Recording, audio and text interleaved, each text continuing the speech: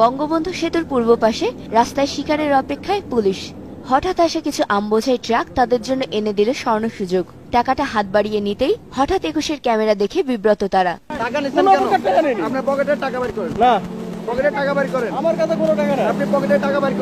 আর প্রশ্নের মুখে তাই পালালেন অফিসাররা।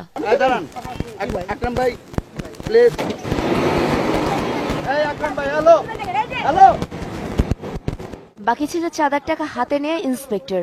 টাকা কেন নেওয়া হচ্ছে এর কোনো সদুত্তর দিতে না পেরে উত্তেজিত হয়ে ওঠেন তিনি।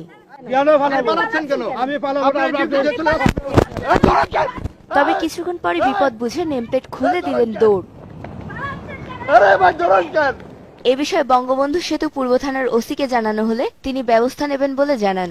যদি তারা কোনো অনৈতিক কাজ করতে তার বিরুদ্ধে অবশ্যই আইনগত ব্যবস্থা গ্রহণ করা হবে।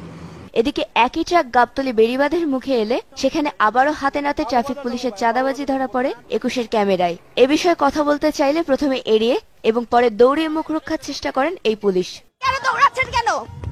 আপনি দৌড়াচ্ছেন কেন? আপনি যদি দৌড়াচ্ছেন কেন? কিন্তু তাতেও কোনো লাভ না হয় ক্যামেরার উপর হামলা চালায় এই পুলিশ। পরে জনরোষে পড়ে নিজেই পালানোর পথ খোঁজে সে।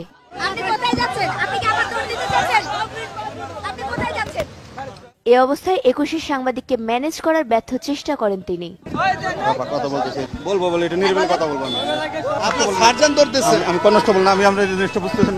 কিন্তু জনগণের মুখোমুখি হয়ে ভীত সে খোঁজে বাঁচার উপায় ট্রাফিক সার্জেন্টকে, কিন্তু সে পালিয়েছে আরো আগেই।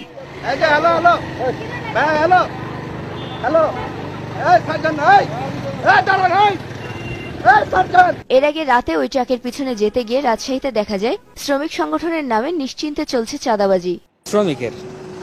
শ্রমিক চাঁদা এটা হলো পাবলিক গাড়ি, যেগুলা এদের গাড়ি থেকে নেওয়া হয়, শ্রমিক কল্যাণ সমিতি। আর সকালে টাঙ্গাইলের রাস্তায় এ ধরনের চাঁদাবাজির দৃশ্য ধারণ করলে ক্ষেপে উঠে ক্যামেরার উপর হামলাও চালায় তথাকথিত শ্রমিক দরদি নেতারা। অবশেষে এত সব ঝামেলা পেরিয়ে ট্রাকটি পৌঁছায় বাদামতলীতে আমের আড়তে। আসার পথে শ্রমিক নেতারা এবং পুলিশ আপনার কাছ থেকে কি কি চাঁদা নিয়েছে? না, কোনো চাঁদা লাগে না। আমরা তো আসার পথে বেশ কয়েকবার দেখলাম আপনাকে থামিয়ে চাঁদা নেওয়া হলো। না, এগুলো বাদ দেন। দর্শক, চাঁপাইনবাবগঞ্জের থেকে এই বাদামতলী পর্যন্ত মোট ৫ বার পুলিশের এবং ২ বার শ্রমিক নেতাদের কাছে চাঁদাবাজির সম্মুখীন হয় এই ট্রাক ড্রাইভার। আমরা প্রথম থেকে শেষ পর্যন্ত তাদেরকে অনুসরণ করে এই দৃশ্য দেখতে পাই।